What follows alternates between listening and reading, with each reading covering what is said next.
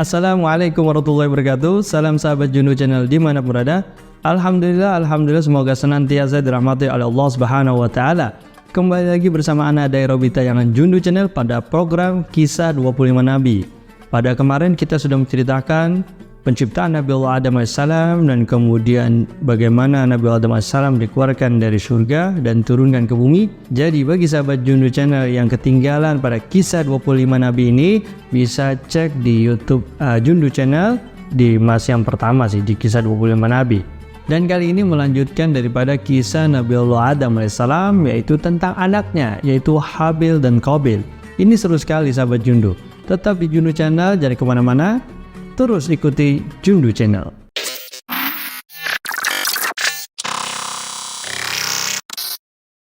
Bismillahirrahmanirrahim. Dua anak Nabi Allah Adam AS, yaitu Qabil dan Habil. Di sini ada sebuah kisah yang sangat memilukan tentunya, di mana anak Nabi Allah Adam AS ini akan dinikahkan. Jadi Nabi Allah Adam AS menikahkan anak-anaknya itu dengan cara menyilang. Jadi anak pertama ini contoh lahir kembar nih, anak laki dan perempuan. Kemudian itu Nabi Allah Adam AS dan Siti Hawa selalu melahirkan tuh anaknya dengan kembar, laki perempuan, laki perempuan, laki perempuan. Kemudian dinikahkan dengan cara disilang. Nah, hal ini terjadi kepada Qabil dan Habil, anak Adam AS. Ketika akan menikahkan Qabil dan Habil ini, di mana Qabil adalah kakak daripada Habil, Qabil memiliki kembaran perempuannya yaitu yang bernama Iklimah. Kemudian Habil adiknya memiliki kembaran yang bernama Labudda. Nabi Allah Adam AS ingin menikahkan Habil dan Iklimah, kemudian Qabil dan Labudda. Udah disilang tuh. Tadinya Qabil menerima atas keputusan ayahnya yaitu Nabi Allah Adam AS untuk menikahkan silang, yaitu Qabil dan Labudda, Habil dan Iklimah. Akan tapi iblis menggoda Qabil untuk bisa menikah dengan kembarannya yaitu Iklimah. Karena Iklimah adalah putri Nabi Allah Adam AS yang paling cantik di antara putri-putrinya. Ternyata godaan iblis ini berhasil. Qabil marah dan ingin menikah dengan Iklimah yaitu kembarannya. Padahal Nabi Allah Adam AS telah diperintahkan oleh Allah Subhanahu wa taala untuk menikahkan anaknya dengan silang. Ini sebuah syariat. Akan tapi anaknya Qabil ini marah nih, ingin menikah dengan Iklimah. Harusnya kan menikah dengan Labudda, kembaran daripada Habil. Hal ini kisruh nih, ribut dah, bahasanya keluarga ini ribut. Dan Nabi Allah AS mendapatkan petunjuk dari Allah SWT untuk masing-masing Qabil dan Habil ini untuk menyediakan kurbannya masing-masing. Karena Habil ini adalah seorang penggembala kambing, maka Habil akan mengorbankan kambingnya. Kemudian si Qabil, dia seorang petani, maka dia juga akan mengorbankan daripada tanaman-tanamannya. Lalu Habil berjalan kepada kambing-kambingnya dan mencari kambing terbaiknya. Kemudian si Qabil juga begitu sama, mencari juga tanaman-tanaman terbaiknya. Akan tapi ketika sampai ke Nabi Allah Adam AS, ternyata Habil membawa kambing terbaiknya, sedangkan Qabil membawa tanaman yang terburuknya. Nabi Allah Adam AS menyuruh mereka untuk menaruh di atas bukit. Mereka taruh dulu, naik ke atas bukit, ditaruh nih seserahannya. Yang satu kambing, yang satu tanaman. Kemudian keluarga Nabi Allah Adam AS menyaksikan apa yang terjadi. Kemudian petir menyambar korbannya si Habil yaitu kambing. Dengan begitu pertanda bahwasanya kurban yang diterima adalah kurbannya si Habil. Qabil tidak terima. Dari sini aja sudah ketahuan sifat buruk daripada si Qabil ini, memberikan kurban dengan kurban yang terburuk yaitu tanaman terburuknya. Sedangkan Habil membawa seserahan kurban yang terbaiknya. Sebenarnya Nabi Allah Adam AS juga berharap si Habil yang diterima kurbannya, karena memang sudah menjadi syariat untuk dinikahkan secara silang. Nabi Allah Adam AS sangat gembira sekali melihat kejadian tersebut. Awalnya Qabil menerima atas keputusan ini karena memang ini adalah keputusan dari Allah Subhanahu wa taala. Lalu lagi-lagi iblis menggoda si Qabil untuk terus bisa memiliki si Iklimah ini. Kemudian si Qabil dengan kemarahannya berkata kepada saudaranya si Habil, "Aku akan membunuhmu agar engkau tidak bisa menikahi kembaran perempuanku yaitu Iklimah." Dan juga enggak marah kepada Habil juga, tapi marah kepada ayahnya yaitu Nabi Allah Adam AS. "Wahai ayahku, engkau hanya mendoakan si Habil agar bisa diterima kurbannya, tapi tidak mendoakanku." Jadi begitu omongan si Qabil kepada ayahnya. Lalu Nabi Allah Adam AS bersedih atas sikap si Qabil ini. Setelah kejadian itu maka dinikahkanlah si Habil dengan Iklimah dan Qabil dengan Labudda. Lagi-lagi iblis menggoda si Qabil agar terus bisa mendapatkan Iklimah. Dengan cara apa? Dengan cara membunuh si Habil. Sehingga dengan membunuh si Habil, maka Qabil bisa mendapatkan Iklimah. Hal ini menjadi siasat si Qabil untuk bisa membunuh si Habil. Lalu pada suatu malam si Habil melangkah dengan pelan. Entah wallahu a'lam, entah itu mau pulang atau berjalan disuruh oleh Nabi Allah Adam AS, kita nggak ngerti. Akan tapi melangkah dengan pelan di dalam kitab Qissahul Anbiya.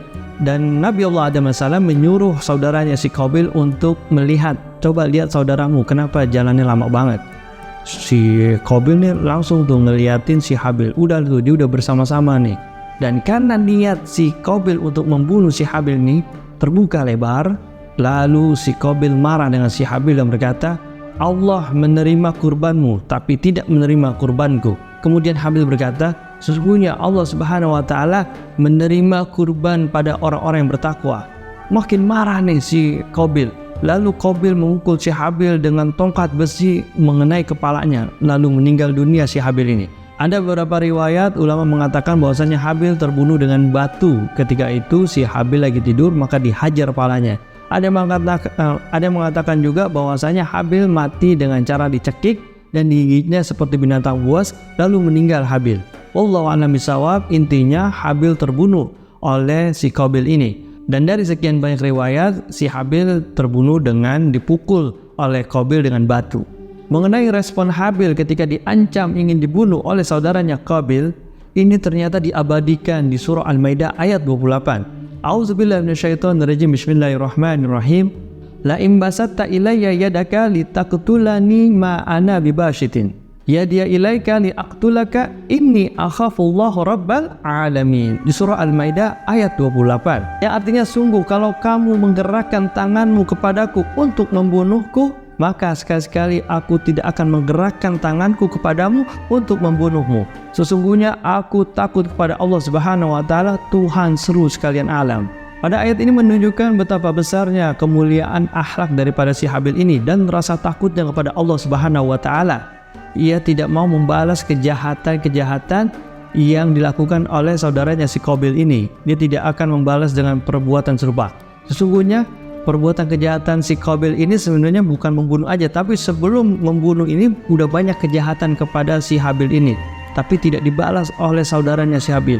Betapa besarnya akhlak Habil kepada saudaranya. Jadi banyak kejahatan-kejahatan sebenarnya, tapi tidak diceritakan detail di dalam Qissahul Anbiya ini. Nah, puncaknya adalah kejahatan itu adalah membunuh si Habil ini. Jadi selama proses pengancaman pembunuhan itu banyak kejahatan yang dilakukan Qabil kepada si Habil ini.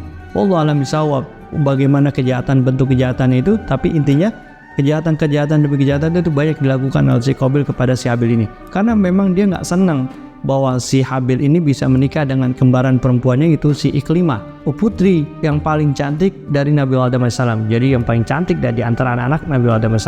Kenapa dia bisa didapatkan oleh Habil? Ini godaan iblis ini luar biasa, hingga ia pengen banget mendapatkan si Iklimah. Ini cerita udah kayak film Indosiar udah.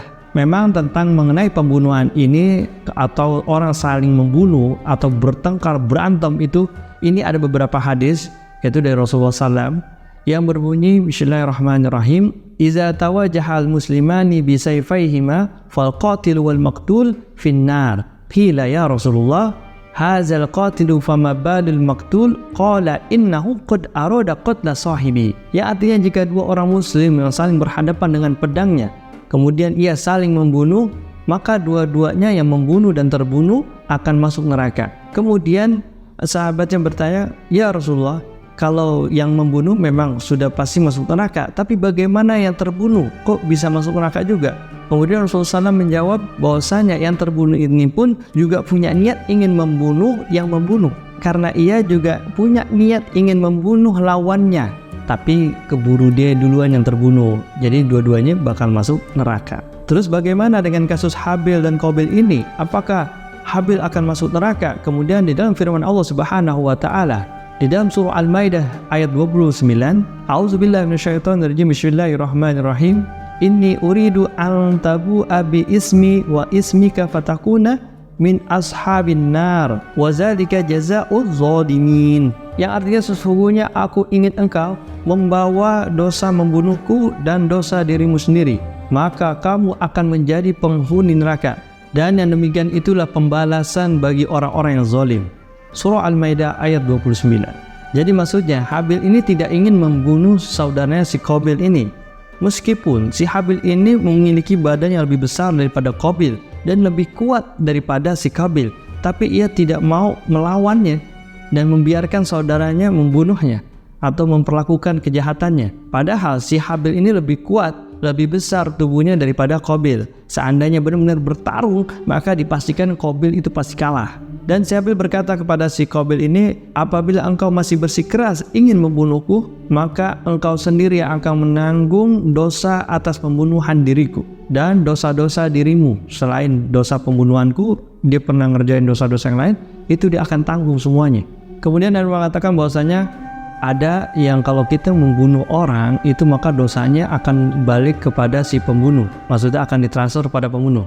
Jadi kalau kita bunuh orang nih, orang yang kita bunuh itu dosanya bakal pindah ke kita yang kita membunuh. Telah dijelaskan di dalam hadis sahih bahwasanya pada hari kiamat orang-orang yang terbunuh secara zalim akan menuntut nanti di yaumil kiamat kepada orang yang membunuhnya. Kemudian semua kebaikan pembunuh ini akan menebus daripada dosa-dosa yang ia lakukan. Apabila tebusan itu belum cukup, kebaikan yang udah habis, maka dosa-dosa yang dilakukan oleh orang yang terbunuh itu akan dipindahkan kepada yang membunuh. Itulah maksud daripada dipindahin. Jadi dihabisin dulu nih kebaikan si pembunuh ini. Maka kalau udah kebaikan udah habis tapi dosanya masih banyak, belum cukup untuk nebusnya, maka dilimpahkan tuh dosa yang terbunuh kepada yang membunuh.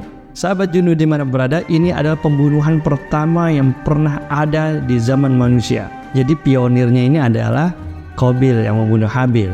Bagaimana nih dengan keturunannya membunuh juga? Maka akan ditanggung juga oleh anak Adam ini si Qabil. Qabil ini akan menanggung dosa daripada keturunannya yang membunuh, karena dia adalah orang yang pertama kali membunuh. Ya Allah, banyak banget tuh dosa yang ditanggung oleh Qabil karena keturunannya banyak yang saling membunuh. Hal ini didasari oleh hadis riwayat Ahmad yang berbunyi Bismillahirrahmanirrahim, la tuqtalu nafsun zulman illa kana 'ala bani Adam awwali kiflun min damiha li'annahu awwalu man sannal qatla. Tidak ada seorang pun yang dibunuh secara zalim melainkan anak Adam yang pertama juga ikut menanggung, mendapat bagian dosa darah pembunuhannya karena ia adalah orang yang pertama yang melakukan pembunuhan. Luar biasa yang ditanggung oleh Qabil ini. Kita lanjutkan ceritanya. Kemudian setelah Qabil membunuh Habil ini, lalu Qabil menggendong si Habil ini keliling, dibingung dah nih. Jadi Qabil setelah membunuh dia bingung, ini mau diapain nih mayatnya. Dan ada dikatakan bahwasanya si Qabil menggendong si Habil ini selama 1 tahun. Dan ada beberapa riwayat mengatakan bahwasanya si Qabil menggendong si Habil ini selama 100 tahun. Dia keliling dah tuh, keliling dunia. Dia bingung mau diapain. Hingga pada suatu hari Allah Subhanahu wa taala mengutus burung gagak yang ada di sampingnya. Kemudian burung gagak ini bertarung, berantem, diperhatiin sama si Qabil nih.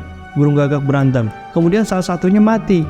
Kemudian setelah mati, burung gagak ini melakukan sebuah pemakaman gitu. Kemudian digali tanah, kemudian diseret-seret tuh burung gagak yang terbunuh, kemudian dikubur lagi.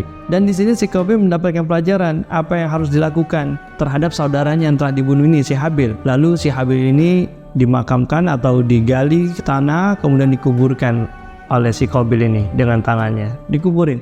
Jadi ketika Qabil menyaksikan burung gagak yang memakamkan temannya yang mati dibunuh oleh burung gagak itu, si Qabil ini sangat kaget gitu, terkejut.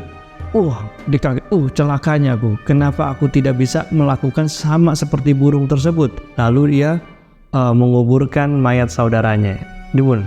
Allah alam sabda nih, ini pakai kain kafan atau enggak, dan lainnya kayaknya melihat, kalau lihat dari contoh dari burung gagak kayak langsung dikubur biasa aja.